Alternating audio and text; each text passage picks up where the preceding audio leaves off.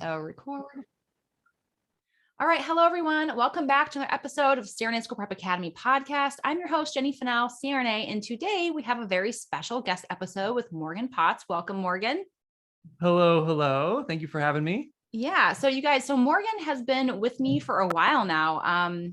You are a recent grad, and he also works very closely with CRNA School Prep Academy and our students. And he's kind of been like the kind of the head honcho with the mock interview team. And he has had, at this point, hundreds of positive testimonials and shout outs. I mean, our community loves you, and I really value the work you've done for us. But that's actually not what we're here to talk to you about today on this episode. Morgan, again, being a new grad and everything, really felt deeply to kind of come on here and talk about the NCE, the board exam for CRNAs that you have to take and pass school. So that's actually what we're going to cover today. And you'll kind of understand why as we get into the episode. But first and foremost, I would love, Morgan, for you to kind of share your background, and especially kind of like your nursing background and kind of how you became and chose CRNA. Yeah, so I think that I have a unique background because I come from Southeast Ohio in a little rural community. I'm 27 years young, and I'm actually the first in my family to even have a college degree. And so for me, that's pretty big from where I'm from. I went to a small technical school there in Southeast Ohio, and I actually first got my LPN, and I became a practical nurse for about 10 months, and then got my associate degree as a registered nurse at that same technical school. And then after I became a registered nurse, I started first working in a more of a suburban ICU. They didn't really take care of super sick people when you think about a large ICU does. And that was my first job, was right into the ICU. And I did that for about 10 months. And at that time, I completed my BSN online through Ohio University while I was in the ICU. After about 10 months at that suburban ICU, I thought, CRNAs is my dream. This is what I want to do. But I just know that I'm not going to be able to get accepted into CRNA school if I'm not able to take care of really sick people in a large urban ICU where almost all of them are vented, they're on drips, and they're really sick. So I decided to make a lateral transfer and move to Columbus, Ohio, and work at a large urban hospital here in Columbus, and primarily take care of trauma neuro patients. Once I worked there for about a year in the ICU, I then applied to CRNA school, and luckily I studied my booty off, and I got accepted. And so I just recently graduated CRNA school in May of this year, so it's still pretty fresh, and I graduated with my Master of Science in Nursing. And so I think that this podcast today, we're talking about the NCE board exam because it's still fresh in my memory. And I want to go over it today. I want to talk about the overview of the exam, some of the stuff in the content, statistics, and maybe some board prep as well. Here's why this topic is important to me. I want to preface it with this. When you're on social media, oftentimes you have people that you follow that inspire you. They're very inspirational. They're people that you look up to. Perhaps they are CRNAs, or they're people within the critical care realm. And we always put our best foot forward on social media. We always post about the highlights, the fun things, the parts of our lives that are the most successful. What we usually don't share are the things that we fail at, our weaknesses, things that maybe we dropped the ball on. We don't share those. And sometimes you can get caught up in the idea that these people are living perfect lives. And that is definitely not the case. We all have struggles, no matter who it is. It's just that we may not share that on social media. And so don't be fooled. The reason why I prefaced that is I took the NCE board exam and I failed the first time. And that was not easy what'd you say? And you didn't post that. Yes, and I did not post that. You're right. I think that's such a great point. Did I share that information with everyone? No, I did not. I obviously remember that phone call though. You called me. I called Jenny right away. I was still sitting in my car in the parking lot after I failed. I called her, and I just couldn't believe it. And I think that it's humbling moments like that Mm. that make you press pause and get your mind right and regroup. And I think that for me, because I am so involved in mentorship and mock interviews and trying to get critical care nurses interested in anesthesia, I feel like there is a lot of people that do look up to me, which I absolutely appreciate. And so when something like that happens and you fail your board exam, I think it's just you're disappointed in yourself because you have people looking up to you. But there's hope. I promise. The reason why I'm mentioning that I failed the board exam is, first of all, I don't want you to make my mistakes. And hopefully today you can gain a little bit more information and be more successful than me, be better than me. And I want to let you know that everyone makes mistakes and that we all don't live perfect lives. Yeah. Thank you for sharing that, Morgan. And for those of you listening, it takes a lot. And Morgan, again, just thank you for being raw, being honest, and showing the fact that, you're not perfect, but yet you are a leader. It doesn't mean you're not a leader. It doesn't mean you're not someone who people can look up to and value the information you can provide, but you're human. And the social media is comparisonitis. You almost make yourself feel bad because other people just look like they have it figured out. And you're like, man, why can't I be like that? It's a really awful thing that's happening to our society. And this is a really great episode to kind of bring it back in, hone in on and what's cool about what Morgan's going to share with you too next is the fact that he kind of stopped himself and said, and I remember when he called me, I remember he was devastated, and it was almost kind of like surreal, even myself, to hear it, because I never in my wildest dreams thought Morgan would be calling me with that information. But I could tell that he was not only was he upset, but he was like, how, why? And that's exactly what he did next. And I think that stems from your training in anesthesia school, is asking the why and the how, and then you figure it out. You said you honed in on what you could do to do something better and do it differently. And so let's kind of get into that.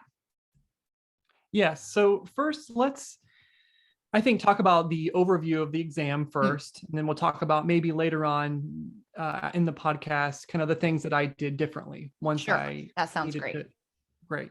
So the NCE board exam, the board exam is created by the NBCRNA. And although the CRNA is in the name, it does not stand for Certified Registered Nurse Anesthetist. It actually stands for the National Board of Certification and Recertification for Nurse Anesthetists. That's actually what NBCRNA stands for. And the NCE board exam just stands for the National Certification Exam. So if you see that, that's what that's for. Now, admittedly, I will tell you, it's pretty pricey. So if you fail it, that's not good. The exam cost is $995. So definitely a pretty penny, almost $1,000. So I definitely had to save up for that, and was not planning on having to pay for that again. But luckily, I got through it. I think it was $700 when I took it in 2012. Is that right? No, 2014. It was $700. They've made it substantially more expensive. Yeah, and admittedly, are you not going to pay it? Let's say it's $1,500. Are you? Oh, I know, right? Exactly. Are you not going to pay it? I mean, so it's. I suppose it could be somewhat of a monopoly if they're not careful, but we pay it and we move on because it's just a drop in the bucket when you compare it to everything else that we've had to pay for in our education. So with this exam, the minimum questions you can have is 100 test questions. 70 of those questions represent the NCE content outline. And then on top of the 70 testable scored questions, there's also 30 random non-graded pre-test questions. And if you were to take this exam, like I said, the minimum is 100, but the maximum number of questions you can have is 170. And that's going to include those 30 random non-graded test questions. And you'll have about 3 hours to complete the test. Now, the interesting thing about this test is that not everyone's is very different. And the questions that I have are definitely going to be very different than the person sitting beside me.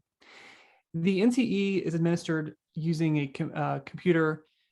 using a methodology called computerized adaptive testing, or CAT. And what that means, computerized adaptive testing, everything changes. Your next question changes based on how well you answer the previous question. For example, if they give you a really tough question and you don't get the answer correct, they'll give you a slightly easier question.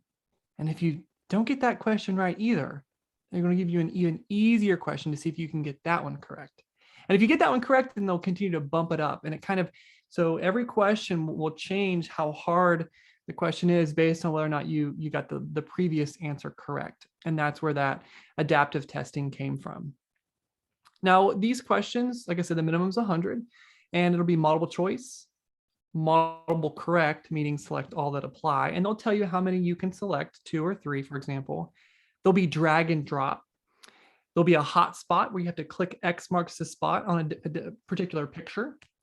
And there'll also be calculation questions, could be med math, could ask you for a particular dose of a medication. So you have to know the dose of whatever that medication was. So there's a different, so it's not all just multiple choice. It's definitely very interactive. And when I was reading on the NBCRNA's website, there also can be video and audio as well. So they do supply you with headphones, and you are actually able to potentially, there could be potentially some audio questions. I personally did not have any audio, but on the NBCRNA website, that's potentially an option according to them. Interesting. I didn't have any audio either, but one thing I want to point out that Morgan mentioned, in case you guys don't realize, he said 3 hours. Now think about getting 170 questions and having 3 hours. 3 hours is 180 minutes. So you literally, if you were to get all the questions, it's going to be extremely hard to finish the test in the 3-hour limit. So that's something also, that's why practice is so important when you're studying for boards, to know that you are on the clock, that you cannot spend 5 or 6 minutes on one question. Yes. And I also say, I am a pretty quick test taker overall. Usually I either know it or I don't. And I'm pretty good at making a quick decision, because sometimes some of the questions are pretty easy. And you're like, oh yeah, I know that. I've studied that time and time again. And I know that one. So that's where it will save you. Because if you can answer that question in 15 seconds, then you might have 45 seconds for another test question. And so you might be saving time. That's going to depend on you and your time frame. One thing I would like to say, though, is if you are a somewhat decent test taker and you feel like you always have time left over, my recommendation is when you go for your exam, consider taking a break in between, maybe at 75 questions, for example. If you feel like you're getting to that point, feel free to raise your hand, go out, use the restroom really quick, take a drink of water, and come back in. Even if that break is 4 or 5 minutes, I really do think that helped me as well, as far as just regrouping and not sitting at that computer looking after question after question after question. I think that taking a quick break in between, like I said, 50, 75, 100 questions, whatever that is for you, stepping away and then coming back, I think that it kind of refreshes your memory. Do they pause the test during that time? They do not pause the test, so the time will continue to run. I did take breaks on both of my exams. I did pass on the second exam, and I felt like I had plenty of time left. But again, that's individualized. And so perhaps you can take some practice NCE exams and see how quickly you pace yourself. If you're one of those people that are right up to the last few minutes, then maybe a break won't be feasible for you. So I think that you'll have to make that decision yourself. Yeah, I know, like with mine, you guys, I had mine shut off at 100 questions, but if I would have gotten all the questions, I would have been so screwed because I'm a slow test taker, because I reread and reread and reread because, well, and I've shared with you guys, I do have dyslexia. I've struggled with it but it makes test taking very hard for me. And so one of my things with taking tests is I have to be so careful when I read, because I'll put in words that don't even exist. Like it's so annoying how my mind works. And so like, I remember the first 10 questions, I was so paranoid that I make a silly mistake that I reread each one, like, I don't even know how many times, 10 or 12 times. Obviously you can't do that. But it slowed me down significantly. But luckily mine shut off at 100 and I passed. But I just remember thinking at that time, like, wow, I would have been in such bad shape if I had to keep going. So I guess from here, let's go ahead and kind of go over like the content outline, and so people can understand what they should prepare for. Yes, right. So if you're going to get, potentially 100 to 170 questions, let's figure out what the heck they're going to test you on. And my first recommendation is, if you're starting to think about taking, I absolutely highly recommend you go to the NBCRNA website and play around, clear links, look at the information they post on there.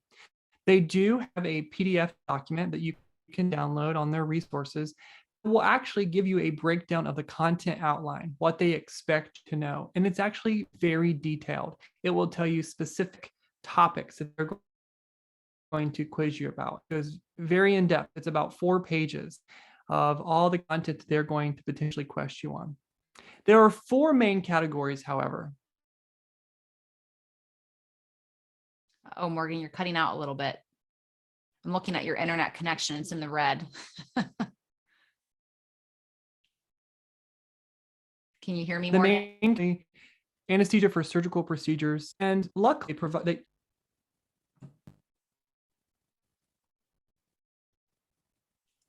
I'm here. Okay, cool. You're cutting out so much I couldn't understand you. So because I'm worried people may have, oh, it says my internet's unstable. Well, hold on just a second here. Let's see. Why am I on my hotspot? No, I'm not on my hotspot. Let's try this though. Since I'm having bad internet, I'm gonna connect to my hotspot.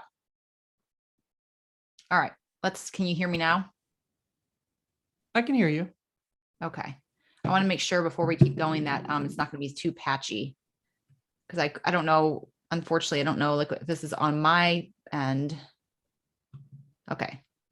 Looks like I'm looking at my Wi-Fi router here and it's showing me good to go. Okay. Shoot, why is it doing this? Let me shut this down. Leave. All right. Can you hear me now?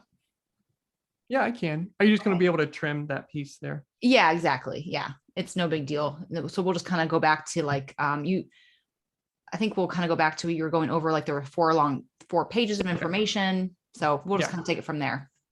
Okay. My biggest recommendation as you're preparing for boards is definitely get on the CRNA website and look at all the resources that they have for students. They want you to be successful, and they post a lot of content on how to be successful for your first time. On their resources category, they have a content outline PDF that you can actually print off. It's very detailed. It's about a 4-page content outline, and they tell you specifically what topics they are going to quiz you on. There are 4 main categories. The first category is basic sciences, and they test you on 25% of the material from the basic sciences. The second category is equipment, instrumentation, and technology. And they only ask you about 15% of the questions on that category. So that's not a big ticket item. The third main category is general principles of anesthesia, and they ask you about 30% of your questions from that. And then lastly, the fourth category is anesthesia for surgical procedures and special populations. And again, they ask you about 30% from that as well. So I think the 2 most important ones, I would say, just from a percentage standpoint, would be the last 2, the general principles of anesthesia and anesthesia for surgical procedures and special populations. That's 60% of the entire test. And when you're studying, my number 1 tip is when you are going through practice exams, you do, for example, a 100-question practice exam. When you get your results at the end, what type of, you might be using some program, for example, Prodigy has lots of questions that they use. I want you to figure out where your mistakes come from and what category they come from. Are you missing primarily the ones from basic sciences? Are you missing a lot of questions that come from surgical procedures and special populations? What's your biggest weakness? For example, I don't want you to take 3 days and look at equipment, instrumentation, and technology if you feel like you're pretty comfortable with that, because they only ask about 15% from that main category anyways. So that's what I did. When I failed my first board exam, I said, okay, where are my areas of weakness? Now, luckily, the MBCRNA will actually tell you, it'll give you a score report, and they'll tell you specifically what are your main weaknesses from the categories. My biggest weakness was the last category, anesthesia for surgical procedures and special populations. And so I spent a majority of my time going through that. And that was how I spent most of my time is reviewing all the different surgeries and the different anesthesia considerations for some of those really unique surgeries, like what do you do for pheochromocytoma? What are some considerations for that? And so again, as you're preparing for your board exam, when you have missed questions, I want you to write down, I missed one question from surgical procedures. I missed one question from general principles, and start adding them up. What's your biggest weakness? And then focus your studying on that rather than just kind of just making the decision to study everything and just, kind of every day make it thoughtful. Yeah. And I remember, you guys, and now it's been a while, but I remember when we used Prodigy. I think Apex was relatively new. But either way, it doesn't matter what you use. They all kind of have some similar things. But I started like probably a month into school starting to study for boards. And so by the time I had gotten to boards, actually study for boards, I'd already been through everything one time. I even had separate binders with different categories. I mean, I was like crazy with it. So what I started questioning myself was, am I mastering this information or am I memorizing this information? And there's a huge difference between understanding and memory. Understanding allows you to think more complex, allows you to gather different connections between information. Memory will not do that for you. Memory is short-term. Memory is not going to help you for boards. And so what I did is I mixed it up at the end and bought core concepts as an additional thing to study. You can do the same thing. Like if you were using Prodigy, by Apex. If you were using Apex, by Prodigy. Or Apex and Memory Master, or Valley, or whatever they use these days. But kind of mix up your practice and kind of challenge yourself. It'll also allow you to hone in on, because sometimes you don't know what you don't know. It's nice to see the test questions you missed, but you could have gotten a question right out of sheer chance, or because maybe you had it memorized versus understanding. And so you get to boards and you might think you know an information or an area, but maybe you had more memorization going on versus understanding. And so it's kind of hard to know that preemptively, but I think, like Morgan is saying, kind of really hone in on what you don't know as well, and really focus there versus just hitting things that you already have a good understanding in. But that kind of takes a lot of insight on yourself throughout the entire program to get there. Okay. So who passes or fails their board exam? Do you want to take a look at those statistics? Let's do it. Okay. So I pulled data from the 2020 calendar year for the national certification exam. And reminder, before I go through these statistics, I want to say that every person, no matter what, will have 30 questions that are not scored, no matter what. So 70 will be scored at a minimum, and then they're also going to get 30 that are not scored. And you're not going to know which ones are scored and which ones aren't. So right now in 2020, the current pass rate for first-time test takers is about 85.2%. So you actually have a pretty good statistic on passing. I'd say, 4 out of 5 people almost pass, even a little bit more than that. And last year, there was 2,630 people that took the NCE. And out of those people, 85.2% passed, which is pretty darn good. Now, I think this is the most serious statistic out of all of these statistics that I'm going to throw your way. If you didn't pass the first time and you have to take your board exam the second time, your chance of passing the second time is only 62.8% if you have to repeat the exam. That's pretty serious. So if you have to take it a second time, you're definitely a lot less likely to pass. And so that really means that if you're one of those people that unfortunately doesn't pass the first time, you can't blow it off. You really have to press pause, get your mind right, make some serious changes, create a study plan, a study calendar, find out what your biggest weaknesses are. Because statistically, 62.8, that's technically better than 50-50, but it's a lot lower than 85.2%. And wouldn't you say yeah, you did it after you didn't pass, but would you say that going into it, maybe you could have done some of those things differently? So maybe you wouldn't have had that initial experience. Like, do you find that you've maybe fell short in your initial preparation? Yeah, I think that's probably something that I should have mentioned from the get-go. I don't believe that my anesthesia program failed me in any way, shape, or form. They provided me with all the resources to be successful. I believe I dropped the ball because I thought, man, 85%, I'm in a pretty good range. I don't think I need to study for 12 hours a day after I graduated. I think that once I graduated, I took too much time off. And although I did study here and there and reviewed content, I didn't really take it serious. I didn't have a study plan in place. I didn't study or review what my areas of weakness are. I just kind of studied whatever I felt that day. I thought, maybe I'll look at cardiac today, or maybe I'll look at special populations today. And it really wasn't very thoughtful studying.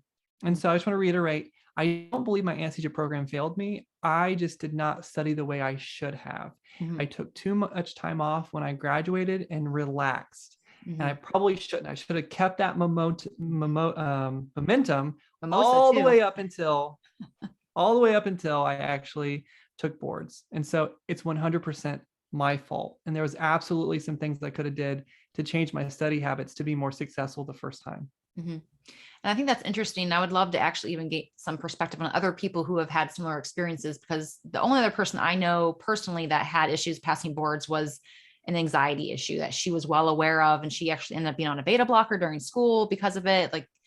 But it wasn't that she didn't have it, but she clearly didn't address her anxiety. And so that hindered her. But going into it for a second time, she had to make sure she made that her priority to address her anxiety.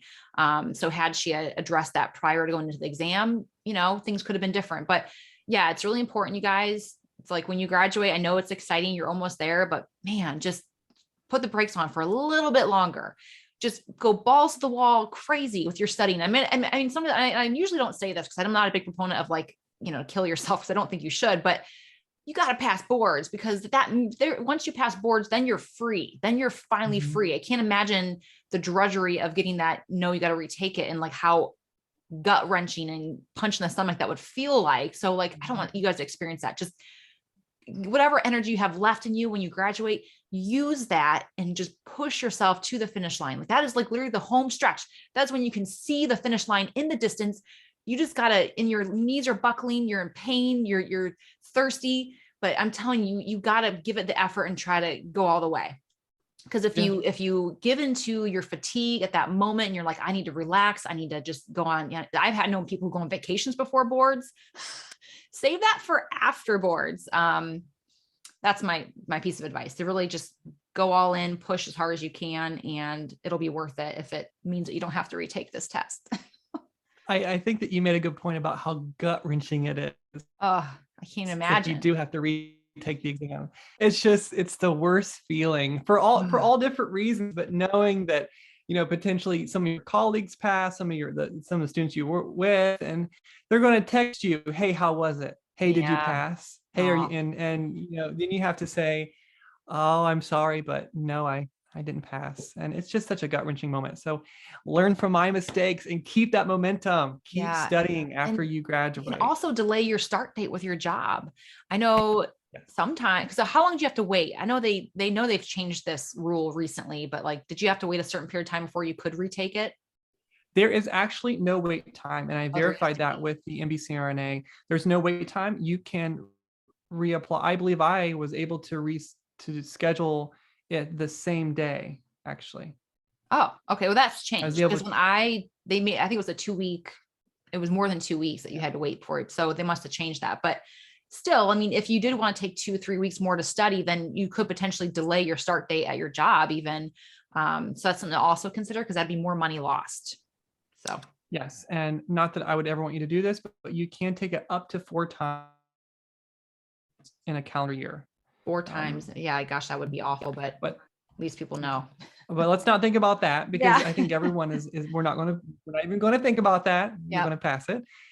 So let's think, when people take boards, a lot of times for bragging rights, they'll say, I had the minimum test questions and then it shut off and I passed. So for the people who had the minimum amount of questions, so it'd be 70 scored questions plus 30 unscored, that would be 100 total. If it shuts off at 100, you have a 59.3% chance of passing. Oh, I know. And I remember when that happens, you're like, oh God, I either failed miserably or I passed. It's better than 50-50, let's say, a 60% chance of you passing. But I also want to say this, what if you get all 170 questions. That'd be 140 scored and then the 30 unscored. If you get all those questions and it times out, you're like, oh, this isn't going to be good. I just want to say, to put some positivity in it, if you're one of those people, about 11.6% chance of passing versus a 7.6% chance of failing. So stay positive. So, and what that means is you're actually, if it times out at 140 questions, or I'm sorry, 170 questions, remember that pass rate's still 85% for the exam total. So it's okay to get 170 questions. You're more likely to still pass it than fail it. Okay. Because 85% of people are still going to pass the exam, whether they had 100 questions or 170. And so if you're one of those people that ended up getting 170, you're more likely to pass than fail. So don't panic if you get the maximum amount of questions. You still have a good chance of passing versus failing. Yeah, because I know for me, I remember thinking if it goes to question 101, I remember I was going to be nervous if that happened. So I'd be like, well, what does that mean? You want to try to read into it, but yeah, that's when you take a deep breath and just keep going forward and do your best. And like Morgan said, you have a better chance of passing than failing. So just know that and keep giving your best. Yes. Try to stay positive. That's where I think that the question 101, that's when the mind games start to play in. And so maybe let that be that's up to you, of course, but maybe let that be your break. If it goes to 101 questions, maybe say, okay, I'm gonna get a drink of water. I'm gonna just walk for 2 minutes and then come back and sit down and regroup and finish these last questions, however many I have. I like that. That's good. Yeah. Now let's think about, okay, so I know we talked about a lot of statistics. I've thrown a lot of numbers out there of, how you're more likely to pass, you're more likely to fail. But now let's look at the demographics. What people are at risk of potentially failing compared to other people? So when you look at male versus female, not that this is a huge deal, but males have a slightly higher pass rate of about 2%. And I'm not going to add any comment to that, but it's about, I'm not going there. Hey. Right. I'm not going to go there about, who's better, because that's not real. But if you're a guy, you can add 2% more. You're probably more likely to pass than to fail. Probably because they're not folding any laundry. Right. So there's some sexism, there's, and there's ageism. So that's the next one. So the older you are, unfortunately, your pass rate will decrease the older you are. And it kind of goes in a linear fashion. So if you're under 30, like me, you have a pretty good statistic. If you're under 30 years old, for the people who are under 30, your success rate, your pass rate is about 92.5%. So that's pretty darn good. I was the few that did not pass, but that's okay. But if you're under 30, I think it probably means that for those people, their life is a little bit different than someone who's, 40 years old, 47 years old. Maybe like me, for example, I'm single. I don't have any kids. I lived alone. I was very ambitious, very eager from the get-go. All the information still fresh in my memory from nursing school, from working in the ICU. And I think it's just that aggressive, driven, those people who are already graduating before the age of 30, they're trying to do all the right things and aligning their goals very quickly. I think that that's probably why they have a higher pass rate. And they also don't have all these other life circumstances in the way that maybe other people do who are older and have things that they have to do outside of school. That's potentially. Yeah, I think it's kind of such an unknown reason. Yeah. I know so many people and I hope this doesn't strike fear into your heart if you're listening to this and you're like, man, I'm going to be 40 before I go back to school. What if I don't pass? Like, please don't think that way, because you own your own experience. You own your own actions and all of this. And even like Morgan should have found the demographic that should have passed and he didn't. And but he owned his actions. He owned his failure. Right. And so if you are listening to this and you are over 40, please don't shy away from this. It just means like, you know what? You have the power of knowledge. You know better. It's like now Morgan knows better, and so who knows why the statistic is what it is. You're right. Someone who has a family of 5 children and maybe a husband who travels out of town is going to have a very different lifestyle than someone like Morgan, who he has way more free time. Let's just be honest. You do. It doesn't mean that the person with kids is not going to pass. They will. Do they have to be more deliberate with their time? Yes, of course they do, but it's doable. It is all doable. It's more about your intention with yourself, with your time, with your life. And I'm speaking from experience. I was in school when I was 27 years old. Man, I thought I was so busy. And it's funny when I think about my life now, and I laugh because I'm like, damn, I had so much time. Even when I was in grad school, I had time. I always tell people this all the time. I played Candy Crush for an hour, like almost every day. I can't even fathom doing that now. Like, I don't even hardly have time to I don't have time to do anything besides just do all the necessary things for the kids, for my life, for the business. It's like, So it's all perspective sometimes on what you can juggle. And I'm telling you right now, parents especially are very good at multitasking and juggling because they have to be to survive. And does it mean your house is clean? No, it usually means your house is a complete bombshell, but it means the kids are fed, happy, healthy. You're fed, happy, healthy, and the house can be a mess for 5-6 years. Cool. So just take it in stride and don't let these statistics freak you out. We're just simply pointing out what they have listed on the NBCRNA website. Yes. And I should have prefaced these so that it doesn't scare you. The reason why I'm sharing this data is not so you can be like, oh my gosh, I'm going to fail this. I'm over 40. No, the reason why I'm saying this is that if you happen to be, for example, female who is over the age of 40, you statistically have a lower chance of passing. So what that means is you're going to be the person that has to kick it into high gear. And you don't have that time after graduation to slack off like I did. If you're that person who's 45 years old, female, I think that just based on statistics, you're the person that really needs to take this serious.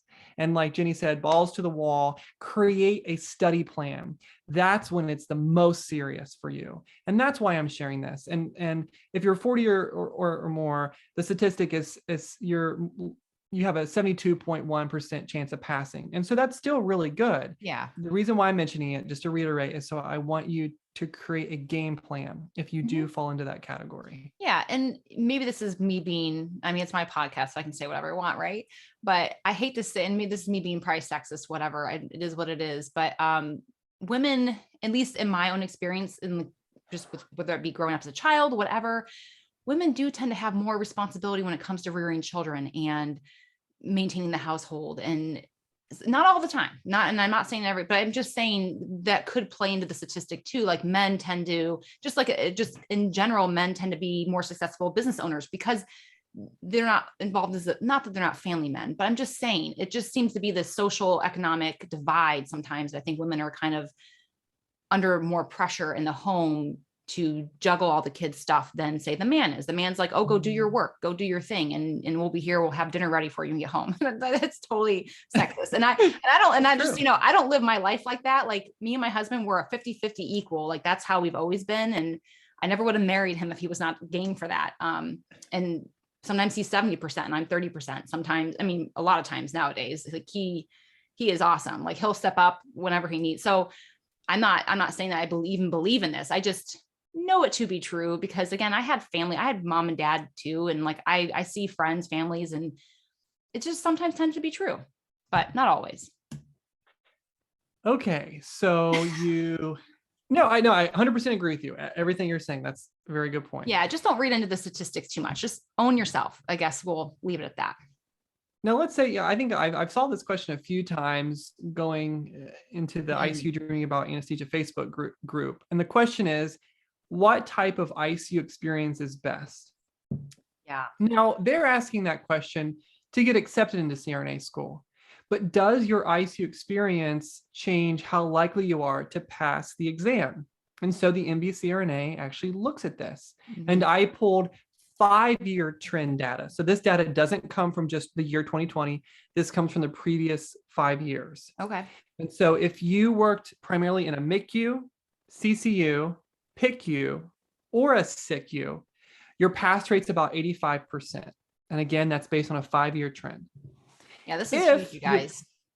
Yes. If your experience is primarily from NICU, ER, and I found this interesting, PACU, which I didn't know that was even possible.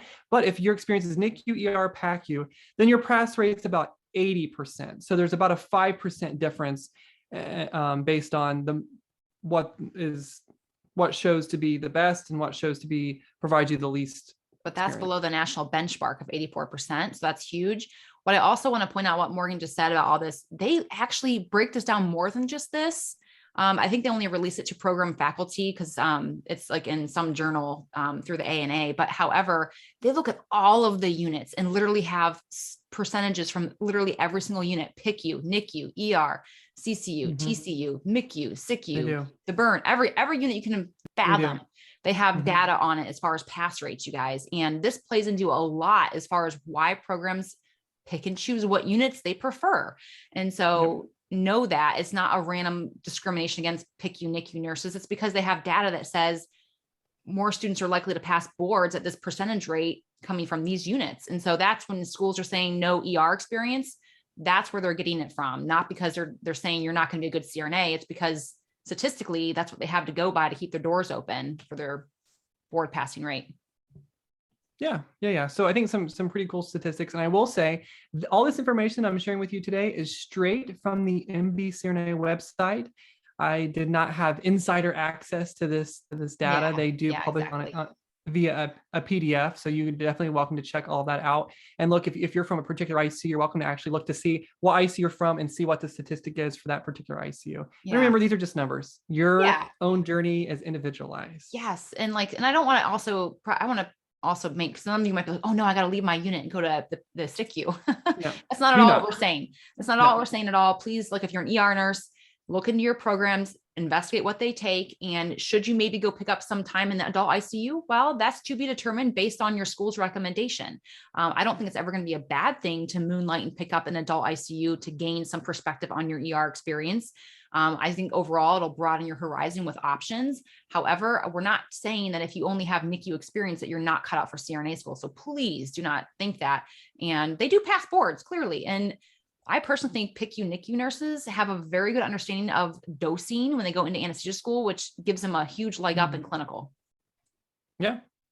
Now, this last statistic I want to throw out here, I know I've done so many percentages. You're probably getting tired of all the percentages I've thrown your way. And this is the one that's probably the least important. I want to mention it just because I find it very interesting. And perhaps this is topic debate or political. So then out of all the people who pass and fail, they look at what type of graduate program you came from. Did you graduate with a Master of Science in Nursing? Did you graduate with a Master of Science in Nurse Anesthesia? Or did you have a doctoral degree? If you graduate the program that was an MSN in the year 2020, overall, the pass rate's about 88.9%. If you had a Master of Science in Nurse Anesthesia, which is a little bit more specialized, then your pass rate is 81.1%.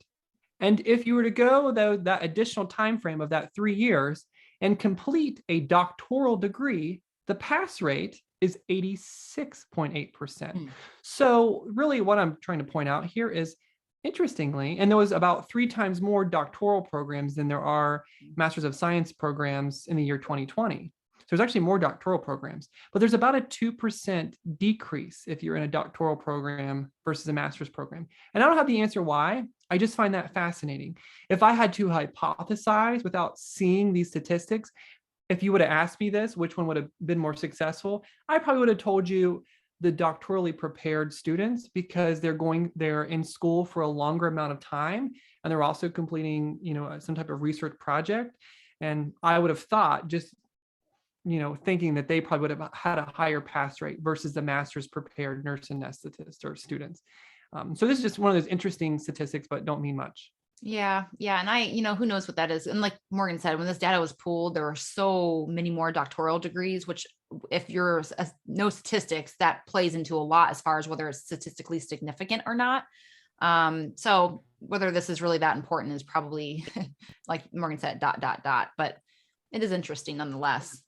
I think the note I want to say is the doctoral degree versus a master's prepared doesn't necessarily make anything else from an anesthesia standpoint. Right. I think that the doctoral degree prepares you for something different. It gives you a utility belt, but from a different perspective. It doesn't perhaps really strengthen your anesthesia knowledge. It just gives you more insight on how to synthesize research, how to create a project, an improvement project, how to track data, that type of information, which is a little bit different than additional clinicals Yes, or because additional anesthesia education that you didn't get in a master's program. Morgan's right. It doesn't, a lot of times people think like a doctoral is more anesthesia. It's not. The curriculum is exactly the same. You learn the same stuff that someone learned 5 years ago in anesthesia school.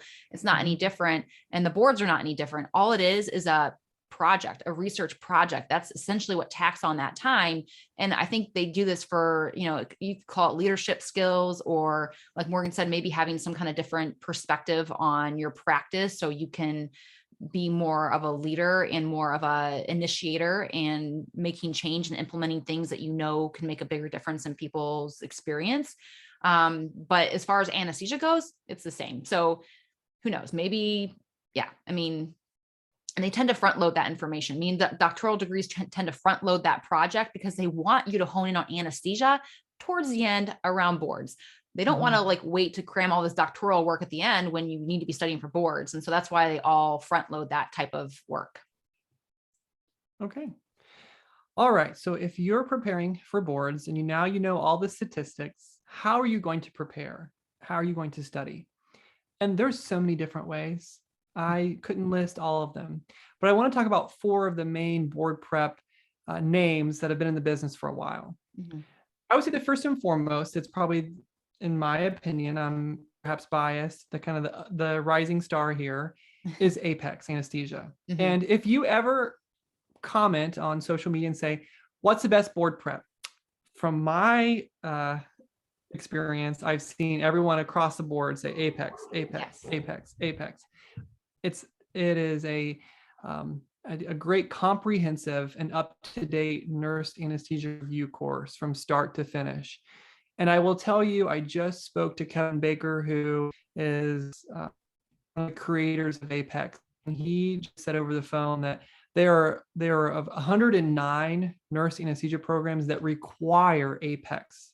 So you have to buy a subscription and they require it. And a lot of programs are incorporating Apex throughout the program. So it's just not you buy it the last month as a student and then you kind of look at it. They're trying to implement this board prep from day one. And that's what we did. And our program is where if faculty were teaching a particular content, then there may have been some Apex that goes with that hand in hand. So that's probably my favorite. It's, like I said, all encompassing. If you had to pick one, I would pick Apex. The next one is Valley Anesthesia. Valley has been around for a very long time, definitely a lot longer than Apex has. Valley Anesthesia primarily is a live review course. During COVID, they did have it via video conference, and I did attend that virtually. Now, Valley also has some pretty good printed material. So if you don't like studying off a computer and you actually like a book, or you like something physical, you like something that you can take with you and have in a backpack, they have some pretty nice printed materials that you can get your hands on. And one of those is called the Sweat Book. They also have a Memory Master book.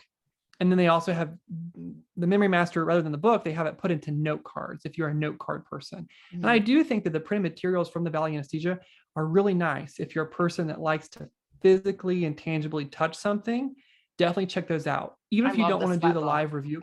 Yes. And you'll hear that. You'll definitely hear that a lot. I know that Apex is kind of taking over, and that's my opinion. But if you're one of those people that want to have an additional resource, something to touch, something to keep in a backpack, something, maybe your case cancels and you have some downtime and you want to just go through something, that's great to have. And if you don't want to do the live review course, but you're interested in paying for some of those materials, my first recommendation is reach out to someone that recently graduated. Reach out to maybe one of the newer CRNAs at the hospital and ask if they have any of those resources. Luckily, I was able to find someone that handed it down to me for very cheap or free. Some of those resources, because they're done. They passed boards, they graduated. It's just sitting in their house collecting dust. And sometimes they're willing to pass that on to you. And so you can have those printed materials, hopefully, maybe even for free. Right. Yeah, I would agree. Apex is definitely leading the way. I think they had just, when I was in 2012, when I started, they were probably just starting their company and getting recognition. And so we use Prodigy, but by far I know Apex is leading the way. And Valley's always going to be around, like Morgan said. So really good stuff, but just different. And so I do think you need more than one. I mean, personally, because like I said, I even questioned towards the end when I was using Prodigy, am I just memorizing this stuff or do I actually know it? The third thing that I have on this list here is core concepts, anesthesia review. I personally did not pay for this, but it sounds like Jenny, did you pay for core concepts? Maybe you can speak to it a I little bit better. did, because at the time, so again, I didn't know about Apex. I would have used it if I would have known about it, but I did Prodigy throughout the entire program. I also did Valley, went to the live course, bought the Memory Master book and the Sweat book, which I loved. I used all the time. I bought the note cards. Unfortunately, I'm not a note card kind of person, so that unfortunately was a waste. But I did buy core concepts literally about 4 days, 5 or 6 days before I took boards, because I was starting to freak out thinking I was scoring really well in Prodigy just because I had it memorized. So I bought core concepts and it kicked my behind. Like literally it was like, oh my gosh, I'm going to fail boards. Like I forget, I got 70 something % on those tests and it was hard. And after I did it, I'm like, I remember being in tears thinking like, I'm never going to pass boards. Like, this is awful. And then I read like the averages for the core concept tests and I was in the top like 95th percent. I was like, oh, cause like that's just how low you will score on those tests. Like a 70 some % is really good on like a national average. And so I was like, oh, okay, maybe I'm okay. And so I remember actually calling my program director, telling him what I did and kind of seeking reassurance that I was ready. And he was like, you're ready. So I was like, okay, I'm going to do it. And I did it. So, yeah, it was for me, that was like that last minute, like I needed something else to confirm that I was ready to do this. Great. And then the last thing for board prep is Prodigy Anesthesia. And that's what I purchased once I realized I failed boards for the first time. I said, okay, time out. What do I need to do differently? And I think that what I did differently was, rather than just using Apex exclusively, I also decided to look at content from a different perspective, a different writer. A lot of the Apex questions I'm already familiar with. I did time and time again. I've reviewed them before. I just wanted something fresh. So I had Prodigy, where you can create your own quizzes out of a test bank. So this is why I think what's nice is, so let's say, you can do they also have 23 board simulation exams. So you can do one of the simulation exams, see how well you did, find out what's your main weakness. So if your main weakness is in one of those categories, for example, basic sciences, let's say you missed a lot of the questions for basic sciences. Now you can create your own quiz, only testing you from just the basic sciences portion, so that you can keep getting questions regarding basic sciences. So I love that you can really customize what the quiz is. You don't just have to take it and let's say it's 100 questions and it's just standardized. I like that you can kind of customize what you want so that you can identify your category weaknesses. And they also have online flashcards as well. I think that overall, that's probably my second favorite. Apex would be first. And if I had to buy one more thing, it would probably be Prodigy. Yeah. So I think kind of like, let's kind of wrap this as far as like the big takeaways. For me, what I just gathered from that was Morgan said he did that after the fact. Now, had he had done that prior to taking boards initially by like, and like I said, I didn't know whether I knew things or was memorizing them, because you study it so much and so frequently that you do tend to just remember seeing that question before and knowing what the answer is. So I think it's important to mix it up. Don't be afraid to invest in yourself to know as much knowledge as you need to know to pass boards on the first time. Like we said, it's $1,000, you guys. You can get Prodigy or Apex for half that cost, if not, so I think Apex is like $300 or $400, or I know they do like monthly subscriptions, even maybe it would be more affordable if you're doing like a last minute thing, but $300-400 versus $1,000. I mean, to me, it's a no brainer. And I think core concepts was, I can't remember anymore if that was like $200 or $300, something around there. It was right around $200 or $300. So challenge yourself in the end with something different, just to kind of see if maybe you've kind of gotten so accustomed to what you've been using for the last 2 years that you don't know what you don't know,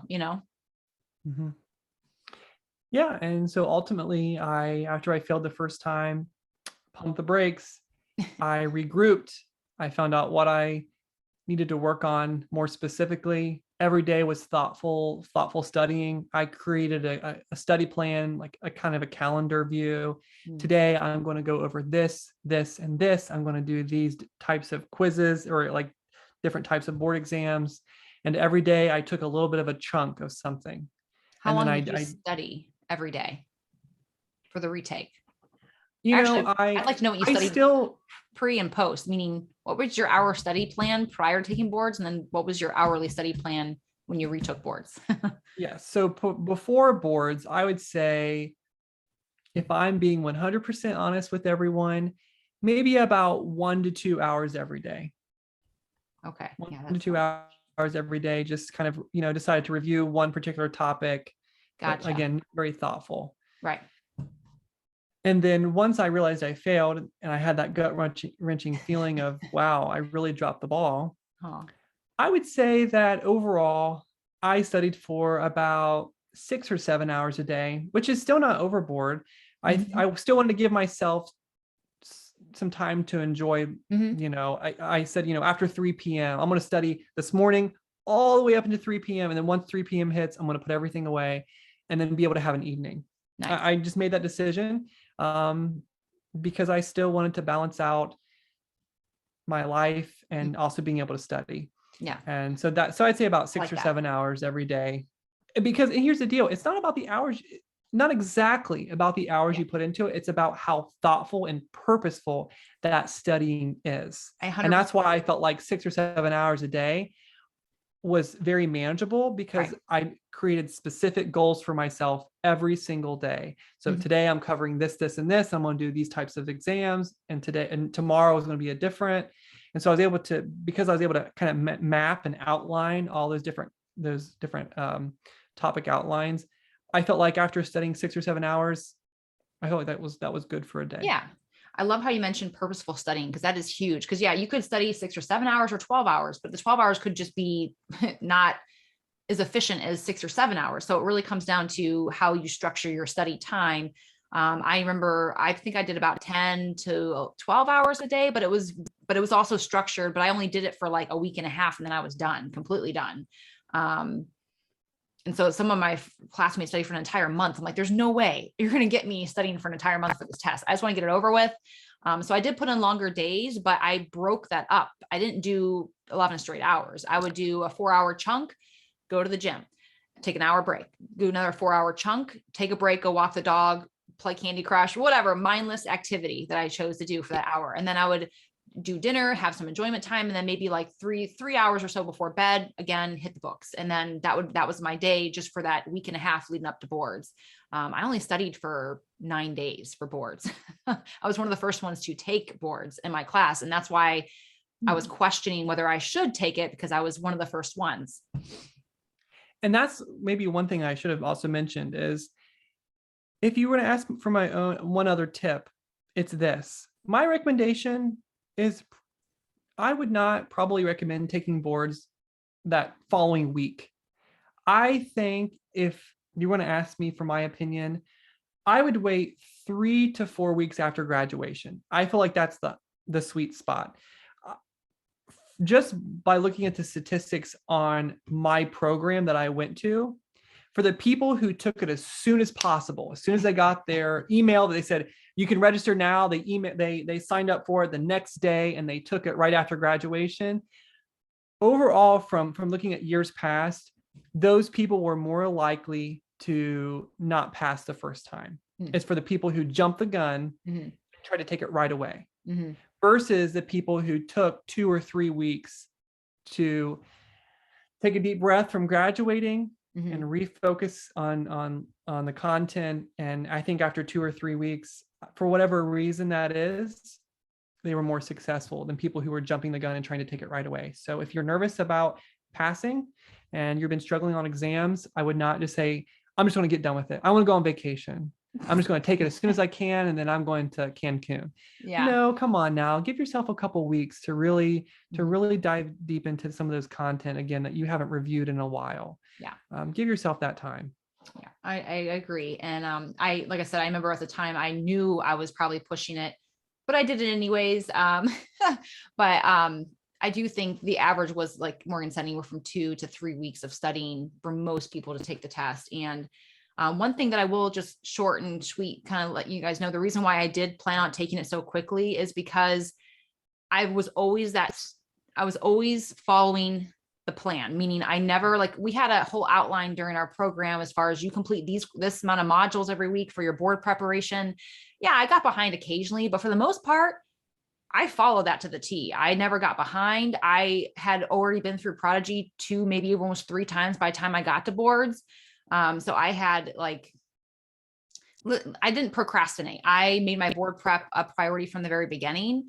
So when I got to graduation, I kind of was like, well, that was the whole purpose of studying all along, right? And, and so that's kind of where my mind was. Doesn't mean I'm right or wrong, and I could have not passed, but I also sought out reassurance from my program director after challenging myself with a different thing like core concepts. And I remember hitting the, what was it? So Kelly, one of our faculty would pass down these amazing, what do they call them? It's from Valley, but it was called like, we call them gold. What were they called though? Do you remember? They're like these like study, they every year Prodigy would print out these questions that were kind of newer questions and kind of explain the rationales behind them. And she had compiled them for over a decade. Oh my gosh, they were just, I can't remember what they were called. Shoot, I'm blanking. I don't have them known, but it sounds like very valuable information. It was, and she passed them down to every class. And every year she get a new one from Valley. I can't remember the name of them though, but anyhow, so I studied those and I really legit had questions on that material. Anyhow, but I kind of want to leave you guys with just take a deep breath, and school is preparing you for boards. So not to worry, but just take it from Morgan to really, if you're graduating, take it very seriously as much as you can. And know what you need. And like I said, I knew I needed at least a week and a half. Morgan, needed the time he needed and then had to go back and hit it again. Most students know they need at least 2 or 3 weeks because graduation, you're going out, you're having fun, you're relaxing a little bit. You got to kind of get back in study mode a little bit. Let that excitement kind of die down just a little bit and then get back into like, okay, I still got to pass boards before I can practice. But you guys can all do it. The thing is, you've studied this hard for this long. You can all do it. It is possible. Don't let it fear you. Like, don't let this scare you. You're prepared. And even like with Morgan, it's not the end of the world. If you don't pass, get back up on that horse and do it again, and you're going to be okay. Yep. I agree. Well, thank you, Morgan. This was a lot of fun. And for everyone listening, thank you so much for tuning in every week. I appreciate you. Feel free to leave a review. And don't forget to utilize our services. Speaking from mock interviews that Morgan does all the time. I hope he sticks around for as long as he'll keep me around. But he does mock interviews for CRNA School Prep Academy. We have a whole team of 20 people currently providing services. It's only growing. We do transcripts with program faculty. We do one-on-one consultations with program faculty. We do mock interviews, like I mentioned. We do essay edits. We do resumes. The resumes, essays, and mock interviews are mostly all by current SRNAs or CRNAs. Again, we kind of reserve the transcripts and the one-on-one consultations for faculty member because that's like their expertise area. But we hope to help you make your dream a reality. And thank you so much for tuning in. Thank you, Morgan. Thank you. Bye-bye.